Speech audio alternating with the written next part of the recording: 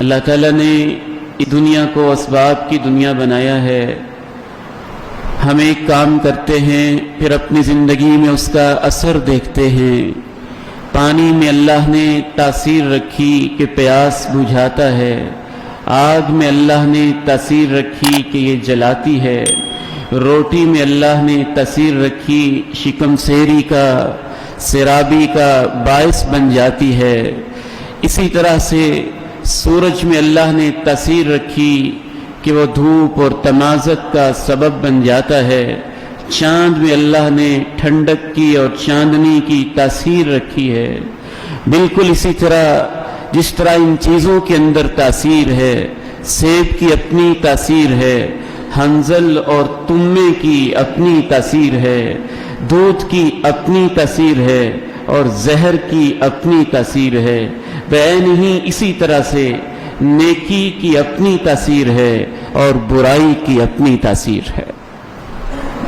جس طرح ان چیزوں کے اثرات ہوتے ہیں، بعین ہی اسی طرح نیکیوں کے بھی اثرات ہوتے ہیں، گناہوں کے بھی اثرات ہوتے ہیں. بالخصوص گناہوں کے اثرات کیا ہوتے ہیں انسان کی زندگی پہ، اس کی اولاد پہ، زمین پہ، آسمان پہ، درختوں پہ، پہاڑوں پہ، موسموں پہ، ہواؤں پہ، قبر میں، حشر میں. سب سے پہلی بات جب انسان گناہ کرتا ہے سب سے پہلا اثر اس کے ایمان پہ ہوتا ہے. ایمان کمزور ہو جاتا ہے، یقین کمزور ہو جاتا ہے، توکل رخصت ہو جاتا ہے، اللہ کے ساتھ تعلق میں کمی واقع ہو جاتی ہے. پیغمبر کی باتوں پر ایمان میں انسان کے اندر واضح طور پر کمی محسوس ہونے لگتی ہے. جب ایمان کمزور ہو جاتا ہے دوسرا اثر پھر آہستہ آہستہ دل کے اندر منافقت آنا شروع ہو جاتی ہے. جب دل میں منافقت آنا شروع ہو جاتی ہے پھر تیسرا اثر گناہوں کا یہ ہوتا ہے کہ انسان کے دل پہ زنگ لگنا شروع ہو جاتا ہے، داغ لگتا ہے، دھبا لگتا ہے. داغ دھبے لگتے جاتے ہیں، گناہ بڑھتے جاتے ہیں، پورے کا پورا دل زنگ آلود ہو جاتا ہے. پھر دل پہ سیاہیاں چھاتی ہیں، پھر دل پتھر ہو جاتا ہے، پھر دل پہ مہریں لگ جاتی ہیں، پھر ہدایت کے دروازے انسان کے لیے بند بھی ہو جاتے ہیں.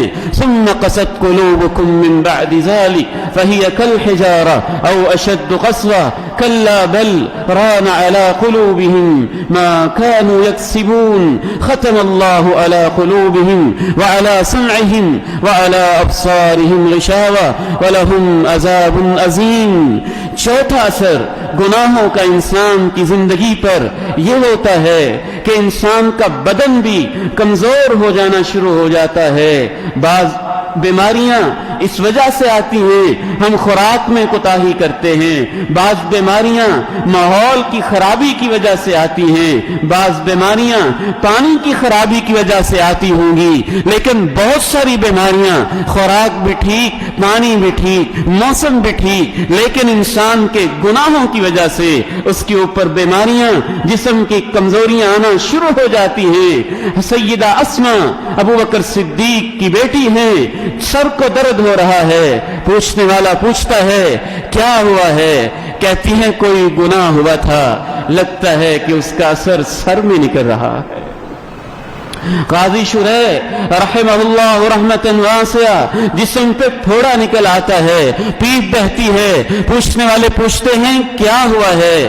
کہتے ہیں کوئی گناہ ہوا تھا، لگتا ہے کہ اس کا اثر زخم کے انداز میں نکل رہا ہے. بالکل اسی طرح اسلاف کے سوچنے کا انداز ہوتا تھا. بالخصوص زنا جیسی برائی، فحاشی جیسی برائی، بے حیائی جیسی برائی، نظروں میں بے حیائی، سوچوں میں بے حیائی، نگاہوں میں بے حیائی، فیس بک پہ بے حیائی، واٹس ایپ پہ بے حیائی، انٹرنیٹ پہ بے حیائی، یوٹیوب پہ بے حیائی، چوکوں چوراہوں میں بے حیائی، ٹیلی ویژن کے سکرین پہ بے حیائی، اخبار کے ورقوں پہ بے حیائی. ایک ایک چیز میں جب بے حیائی آ جائے پھر وہ بیماریاں آتی ہیں. اللہ کے پیارے نبی نے فرمایا جن کا ان کے اسلاف میں نام و نشان بھی نہیں ہوتا تھا.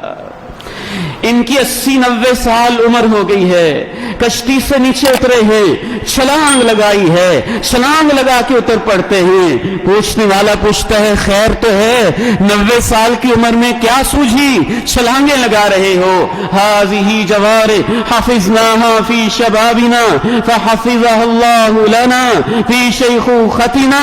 کہا چھلانگ کیوں نہ لگاؤں، جوانی میں ان کو سنبھال کے رکھا تھا، آج بڑھاپے میں اللہ نے ہماری حفاظت کی ہوئی ہے۔